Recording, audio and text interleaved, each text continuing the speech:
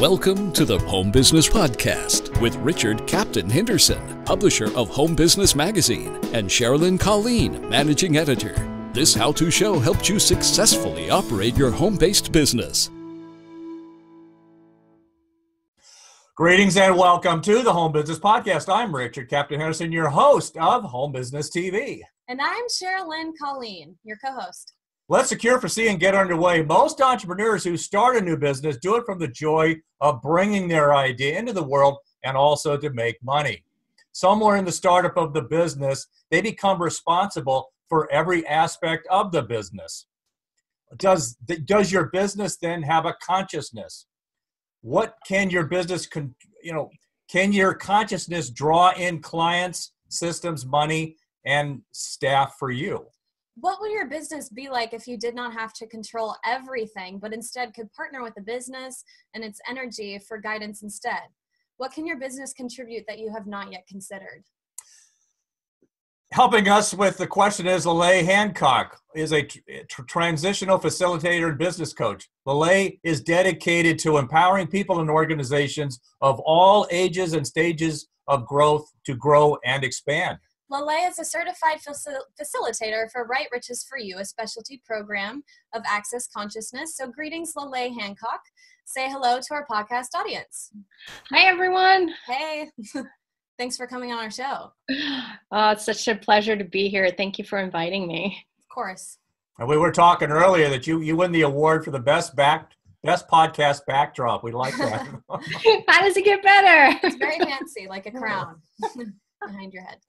Okay, all engines to head stand. At the end of today's show, we'll share with you our best home-based business tips. Today's tip: what is the most neglected factor in your businesses, in communicating your business's brand, and a factor that you can easily communicate? Stay tuned and we'll give you the answer at the end of today's show.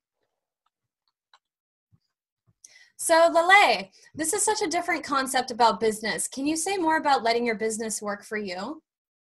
Yeah, it's funny because most of us, when we think about creating our own business, we're like, okay, it's my idea.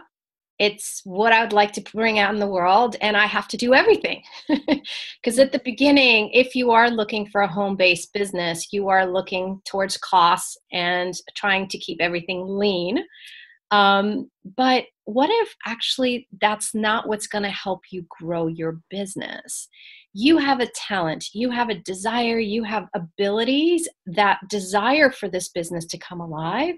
But each of our businesses, they're separate entities. They actually have consciousness. Mm-hmm. And they're here to create with you, not just you having to do everything yourself. Okay. Can you talk a little bit more about that that term consciousness? That's that's an interesting term for your business. Can you expand on that way a little bit? Yeah, definitely. So, everything has consciousness. Each of us has consciousness. The trees have consciousness. Things have consciousness, like a living source.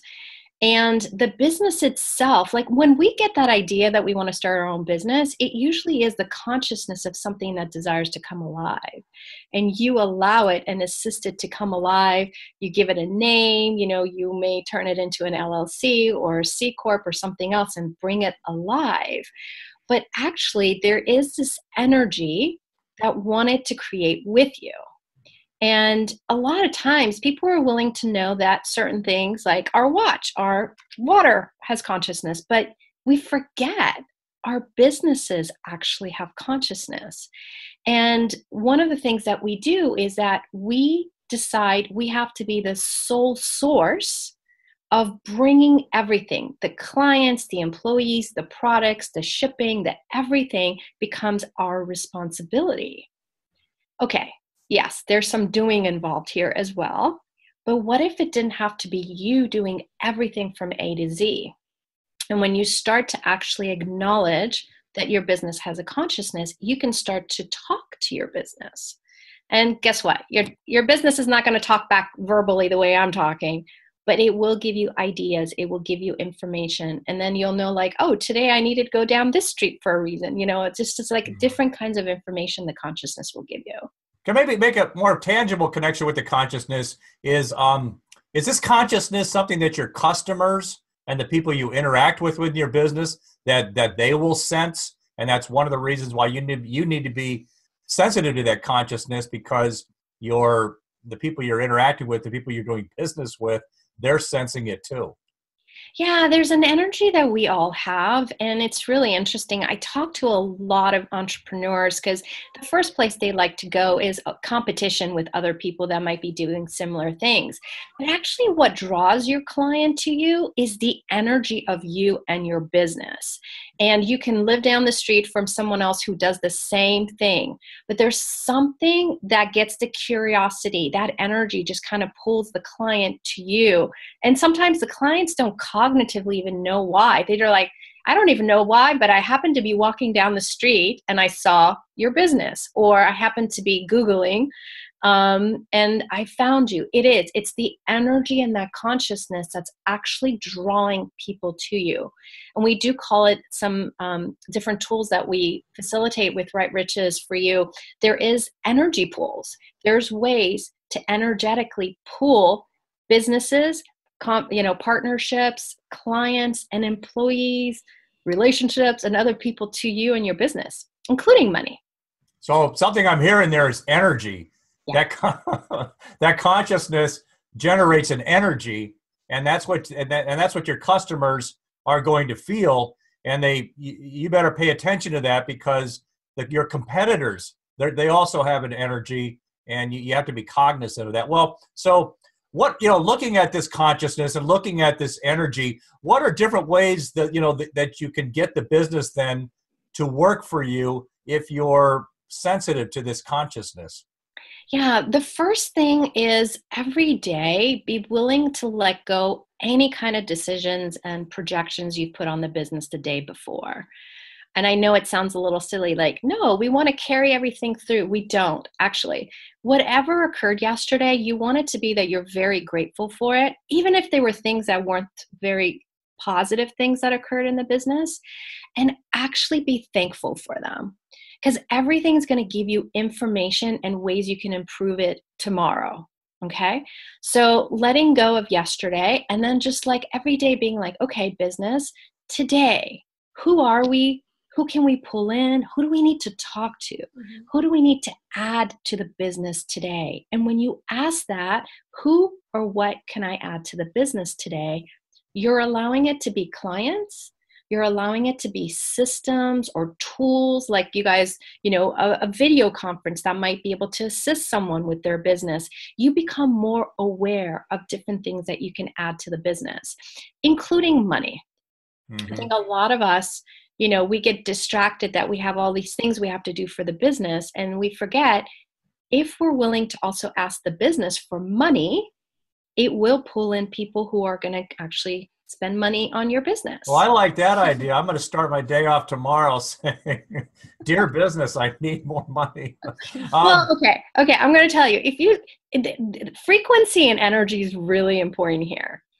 If you do every day from gratitude, you don't allow judgment to exist. And most of us kill our businesses because we have so many judgments. We didn't just do this right, or the business isn't, like, we're constantly like beating up the poor business. But if you go from, even if things didn't go the way you wanted them to go yesterday, be thankful for every single one of it and ask, now what is available to me? What possibilities are available? How many different kinds of multiple streams of possibilities are available with revenue streams attached? Because then what you're doing is, it's like, just think about it. Unfortunately, I'm going to give an example that's not great, but if you're constantly telling someone how wrong they are, do they want to be in a relationship with you? Like, do they even want to be a partner with you? After a while, they're like, I'm out of here because I'm not going to return the phone call. Well, kind of looking at this another way, you brought up a good point. So you're saying you don't want to let tomorrow, you want to start each day fresh. And so is kind of the issue there is if you go into the next day kind of weighed down from the previous day, does that take you away from that present moment focus that you need to be fully cognizant and conscious in the, the present moment of your next business day? Is that one of the reasons why you want to learn from the previous day, but you don't want to let it define the next day? You nailed it. Exactly. And plus, you want to also let go any of the energies that were stuck in yesterday. And instead, focus it more on what are the possibilities. Because even problems, I got to tell you, problems are actual possibilities with a judgment attached to them. And when you are willing to actually look at everything like, okay, I have two choices here. I can look at this as a problem, distract myself and my business and go down this road, or I can say, okay, this has already occurred. Now what are we going to do? Now what choices do we have available? Who can we talk to actually has expertise in this area that can assist us? Like, you always have different choices that you can make if you're willing to, have a different perspective. So it's choices too. In other words, by having a fresh perspective each day, you won't, corrupt the choices that you need to make. You'll have the most objective take on it. That's good. Well, before moving on to our next topic, I'd like to highlight this show's sponsor, Downline Builders Network, DBN. The DBN company helps build your network marketing downline 100% automated, free postcards and hot leads each month. Pre-enroll now to lock in your position. For more information, call 866-722-5363 or mail postcards from home.com or visit our podcast website for more information on sponsors. Now, Lele, you have created multiple businesses that have global reach. Can you share more about the ways your businesses have personally contributed to that? Yeah, and I actually want to add, when I was saying, don't be the only sole source to the business, that's the other piece of it. When we don't define that the business has to look like a certain way every single day, we actually allow other opportunities to become available. And for me, I have 2 global businesses right now, and both of them, it doesn't mean that I have staff everywhere around the world, but I have different people strategically placed that partner with me around different things that I'm trying to do. And I think a lot of times with home-based and now with the internet, everything's so easy. You could be reachable anywhere around the world. But most people still think, oh, I'm just going to focus on the US, or I'm just going to focus in my niche of this city that I live in. And when you're doing that, you're actually limiting the places that the business can energetically go and bring you clients, or bring you partnerships, or bring you people that can help you grow your business in a different city or country. So for me, I have these power teams that I have strategically put into different countries, and they might change from year to year. Like, for example, I was just in Tokyo and have different people that are there to assist me. When you're not in that country, you need local people who can, one, translate the information possibly to the people, but there's cultural differences and there's different ways of how people do business, and you want to have the awareness of that information. So I just want to tie into that, because that's a really key point of, we emphasize with this global economy getting more international, it can really leverage a home business. But the challenge I see here is, there are cultural challenges, there's language barriers. You mentioned Tokyo, so that's a completely different culture. I've had the opportunity to travel over there in the military. There's a different culture, and there's not so much a different language, because I find that most people speak English. But just how did that work out for you? How did you, with your team you set up there, how did you overcome so you could work together more effectively with your team from Japan? Japan has been amazing. I've been there 3 or 4 times so far. Actually, most of them don't speak English. So I think it might have been a little different in the military where you were exposed. But a lot of them are very culturally strict about, they want to see everything in Japanese. They don't want to see it in English. They go into all sorts of little, chaos worlds when they think that, it's a foreign language to them. Once again, it's about asking questions. And I start with talking to my business. What are places that we can go to that are actually seeking what we have? So, I do facilitate classes. So there's some products that get linked to that, but there could be some services. It could be training. There are sessions, coaching sessions and things. There's lots of different pieces to it. And seeing where in the world are people seeking you and your products and services, or whatever it is that your business is. And it's funny, Tokyo was one that really triggered for me 2 years ago when I first went there. And it all started from me talking to my business. It was not a place I had, put on the charts of places that the business desired to grow into, until I was like, hey, Bella Pimo, like, where would it be fun for us to go? And the people are actually seeking what we bring to the table. I want to key in on that point, seeking. You had a demand signal then for the product and services that you provided. You were sensitive to that demand signal that you had from Japan. So you didn't force your business on it. You found that there was the demand there if you were sensitive to it and were willing to take the risk. And there's different steps to risk too. I know we talk a lot about making sure that you're doing your risk assessments and things of that sort. But sometimes you really won't know until you try it. And so that's really choice creates awareness. Okay, the business said this, and then I would ask other questions. Okay, so is this information even of the possibility of going to Japan? Is that a today, or is this more of a future possibility for me? Okay. And then it's like, who do I know who's been there? Who can give me information? Because you have to continuously educate yourself and be aware of the environment. And then, okay, who can I add to the business that has that information and can assist me in getting to wherever we're going in Japan? Now that's the key point then. So for somebody who's home based and saying, my gosh, this is completely foreign to me and I don't speak the language, but if you have that demand signal to bridge that gap, find somebody that you can participate and partner with to help you make a foothold into that market. And be in constant question. One of the things that we do with Right Riches, we're constantly in question. And Right Riches is about adding richness to your business and into your life. It's not just about money, it includes money, but it really is about staying in constant question of the business and being willing to also be aware of surroundings of what's happening in the world. Let's talk a little bit about limiting then, about those businesses. You speak a lot about the ways that, we limit our business. Can you give us more details about that, about how we might be subconsciously limiting our business? Yeah, I talk to a lot of people that, when they think of their business, they're like, okay, I created it to be this product, or I created it to be this service, or I created it to be a nail salon, or whatever it is. And they're very, they put their business in a box, that's all we do. That's what I got myself, LLC'd as, and that's what I do.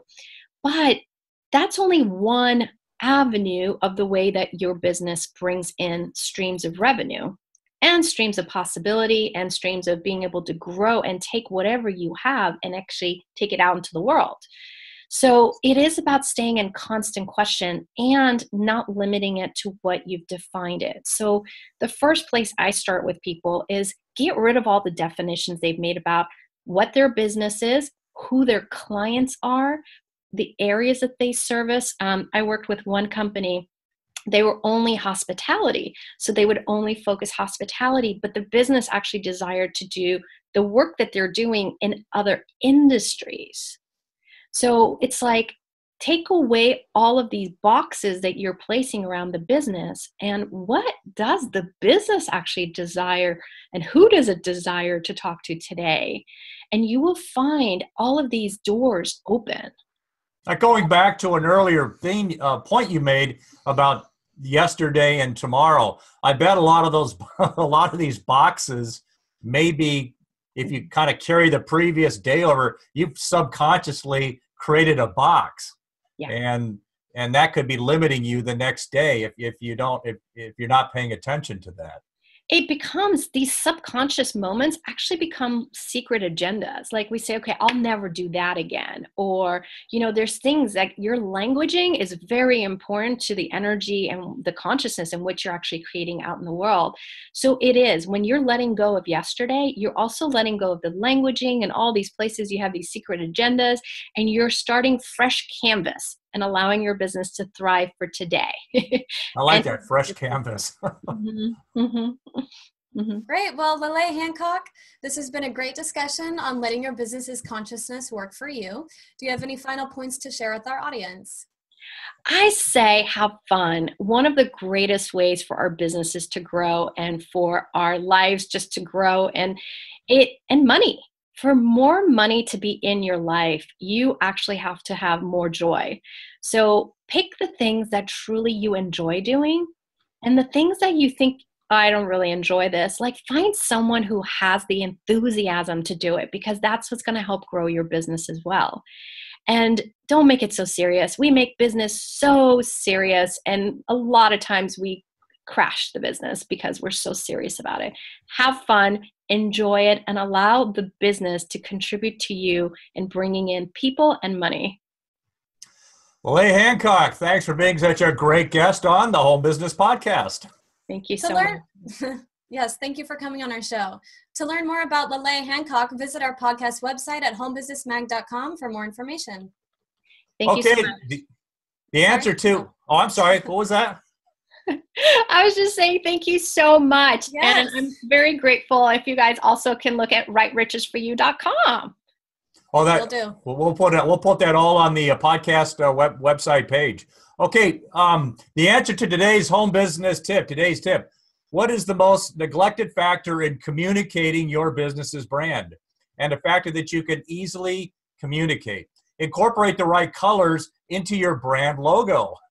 The working in the logo, the wording in the logo of your brand are only one aspect of the brand. Choose the right colors so that that's also making the branding connection with your client base that you'd like to make. Thanks for joining us on this episode of the Home Business Podcast. Share your feedback with us on Facebook, Twitter, Instagram, and at our website, homebusinessmag.com. Visit the website for information on advertising. Subscribe free to our newsletter. Please visit our sponsors as well. For more information, visit homebusinessmag.com or the Home Business Expo at homebusinessexpo.com. I'm Richard Captain Henderson saying anchors away. And I'm Cheryl Lynn Colleen. We'll talk with you soon. Until then, make it a great home-based biz day.